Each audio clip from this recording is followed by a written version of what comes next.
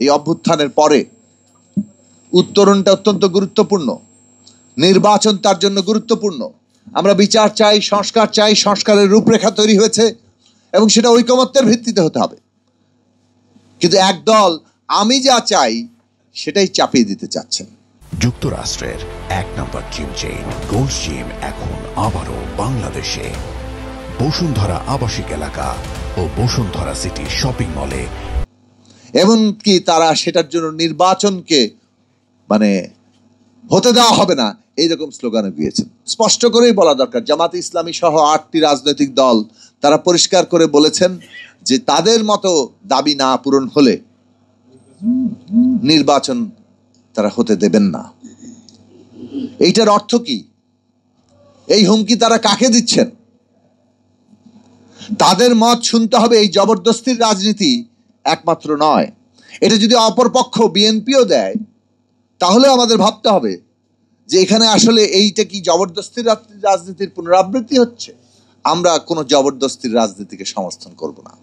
আমরা মনে করেছি যে ন্যূনতম জাতীয় ঐক্যমত্যের ভিত্তিতে আমাদের এই গণতান্ত্রিক উত্তরণটা করতে হবে এবং সেই লক্ষ্যে আমরা আমাদের দল এবং গণতন্ত্র মঞ্চ আমরা সর্বদা এই ক্ষেত্রে আমাদের অঙ্গীকারকে সবসময় স্পষ্ট রাখতে চেষ্টা করেছি এবং সেটা এখন পর্যন্ত চালিয়ে যাচ্ছি। ন্যূনতম জাতীয় ঐকমত্য ছাড়া চাপিয়ে দেওয়ার রাজনীতি দিয়ে কিংবা কোনো কর্মসূচি দিয়ে, কোনো লক্ষ্য দিয়ে কোনোভাবেই এই গণতান্ত্রিক উত্তরণ সফল হবে না।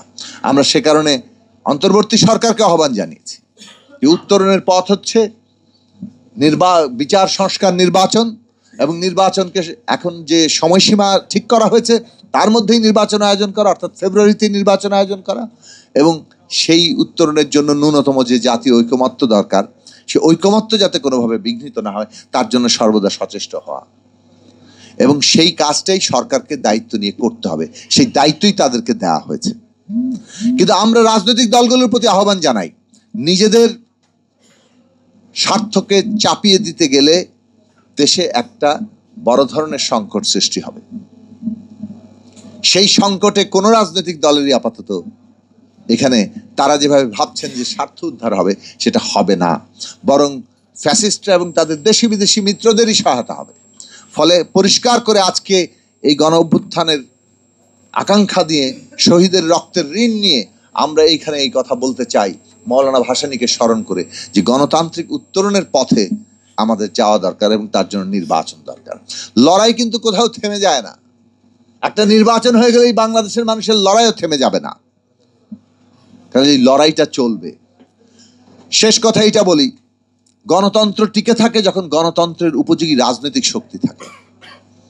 যদি সমাজের অর্থনীতির ন্যায্যতা না থাকে, যদি সাংস্কৃতিক সামাজিক জীবনের ন্যায্যতা না থাকে, রাজনৈতিক জীবনের আপাত কিছু পরিবর্তন পুরো ন্যায্যতা প্রতিষ্ঠা করতে পারে না এবং সেটা করতে হলে সেই উপযোগী শক্তিটা তৈরি হতে হয়।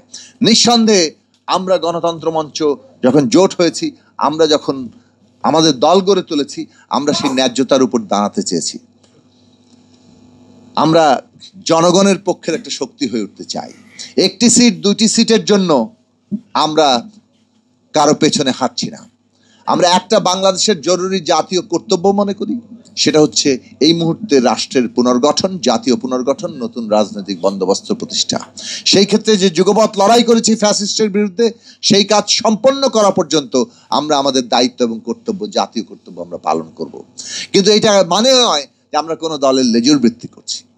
এটার মানে এই নয় যে আমরা আসলে সিটের সুবিধার জন্য কোনো জায়গায় যাচ্ছি, বরং যে অনেকেই জাতীয় কর্তব্যের জায়গায় নিজেদেরকে হারিয়ে ফেলছেন, বরং এমন সমস্ত রাজনৈতিক সিদ্ধান্ত গ্রহণ করছেন যে রাজনৈতিক সিদ্ধান্তের মধ্য দিয়ে আসলে কেবলমাত্র দলীয় স্বার্থের জায়গাটাই সামনে আসে। আসুন আমরা জনগণের শক্তি গড়ে তুলি এবং গণতন্ত্র মঞ্চ সেই উদ্যোগ নিয়েছিল, গণতন্ত্র মঞ্চ সেই উদ্যোগ চালিয়ে যাবে এবং জনগণের এমন একটা শক্তি গড়ে তুলবে যেই শক্তি সমাজে, রাজনীতি, অর্থনীতি এবং সমাজ জীবনে ন্যায্যতা প্রতিষ্ঠা করার জন্য লড়াই করবে এবং সেই লড়াই আমরা এগিয়ে নিয়ে যাব। সেটাই মৌলানা ভাসানীর দিশা এবং সেই দিশাতেই আমরা বাংলাদেশের ভবিষ্যতে জনগণের নেতৃত্ব হিসেবে সামনে আনব।